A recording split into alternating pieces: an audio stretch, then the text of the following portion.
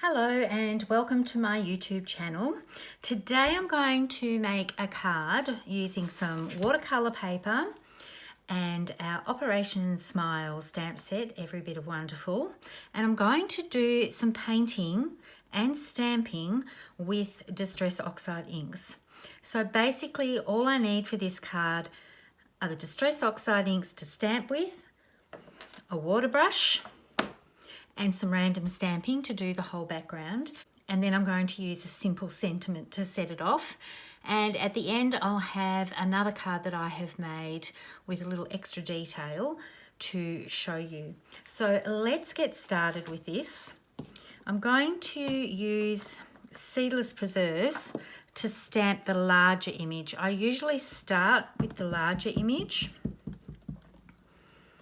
And because this is random stamping, you want some of the images to come off the edge of the paper. So I've flipped my Versamat over, but I've also got just some white printer paper behind to protect my Versamat just a little bit for when I go off the edge. So I've done some stamping there, and I'm going to go in with Pick Raspberry. And I've got another floral image that is from the same stamp set. And I want to leave a little bit of room in between because I want to put some leaves as well. And I'm going to be using the inks as the colour to paint them in. So I'll keep going with this and do the stamping, and I'll speed that bit up for you.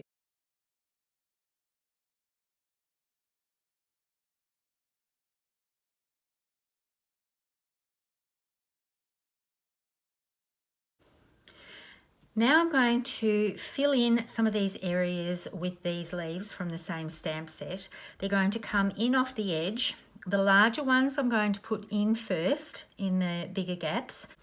But with these, because they don't have an outline to do the colouring, I'm actually going to do second generation stamp because I want them to be a little bit paler.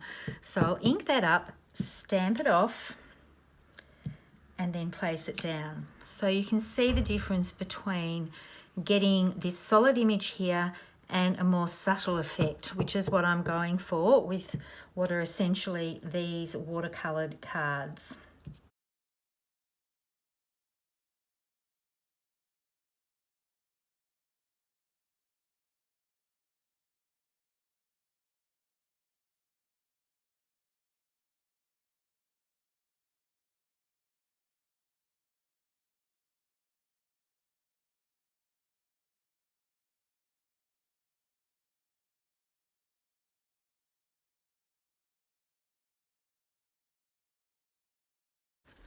So that's all my stamping done. I'll set all of this aside. And now I'm going to start with my watercolouring. Now with a water brush, the water is already in the section here. I'm not going to squeeze it all. I'm just going to drag the colour up, and I'll just make sure this is nice and clean before I start. And I want to use a fairly light hand because I want the definition of these little petal lines to still be there.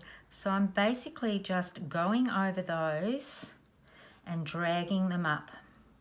And you can see how the Distress Oxides, no matter that I've stamped these a little while ago, they still are reactive to water.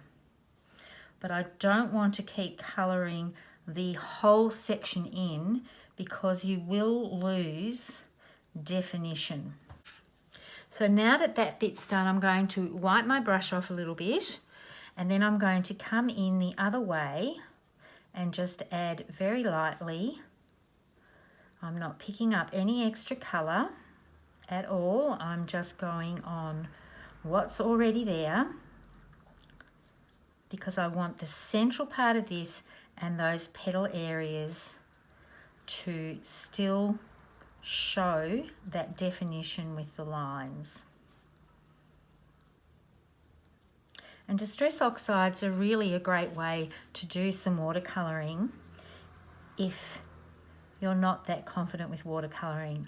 I'm not terribly confident with it, but I quite like doing this because I can just use the stamped image as my base and still get a watercolour look.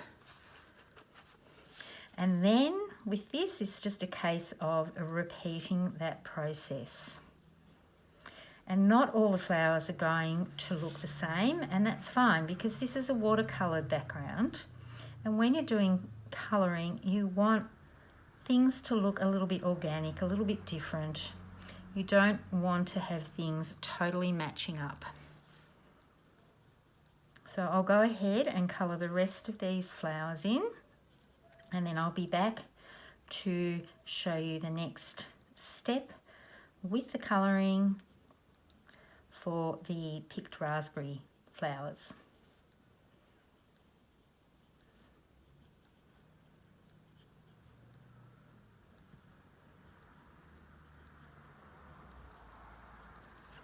So now that I've done all the seedless preserved flowers, I'm going to come in with the picked raspberry ones, and I'm just going to very lightly drag the water brush along the edges of these. I still want some white to show. So I'm just going very lightly, touching my water brush to the paper and spreading that Distress Oxide ink line out just a little bit. It's okay for all these little white bits to be there. That's the look I'm looking for. I'm not trying to fill in the entire image for each flower, but on these picked raspberry ones, I only want a tiny little bit of colouring. So now that those flowers are done, I'm just going to lightly go over, not the whole image of the leaf, just little sections of it, of the stamped areas that I've done with peeled paint Distress Oxide inks. I quite like that there's a bit of texture that's come through with these leaves, so I don't want to get rid of that altogether. So now that I've done that, I'm going to do the centres of the flowers.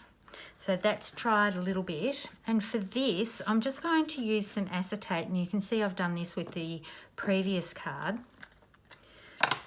You can do this straight onto your all-purpose mat, but I'm just going to smush a little bit of the mustard seed down, and rather than it being just a flat yellow, I'm bringing in spiced marmalade as well, and I'm going to smush a bit of that onto the acetate as well.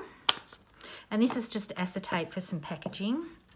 So I'm going to pick up with my water brush a little bit of the mustard seed and just do one area of the centre of the flowers, because I want to add some depth in with the spiced marmalade.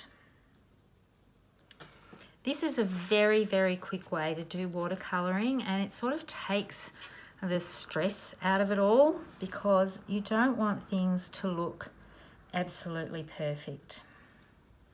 You want it to look, well, for these cards, I want things to look a little bit messy, a little bit of texture, and just bits of colour.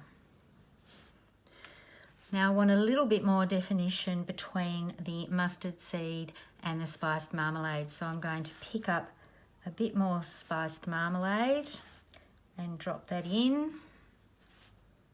Here's the finished card with the whole background, and here is the other one that I said I would bring in and show you. I've cut the edge off on a diagonal and added that same colour cardstock. I think it's Eggplant, which is a retired colour, but just putting it on an angle and a little sentiment popping out from underneath, and to finish off the sentiment on the inside.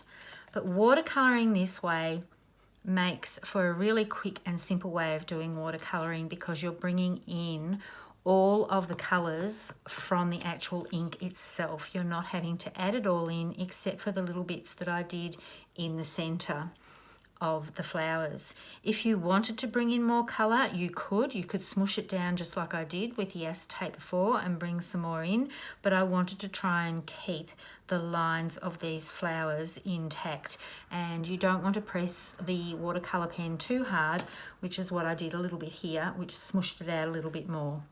But I'm really happy with how these look. I'll put some still shots up at the end.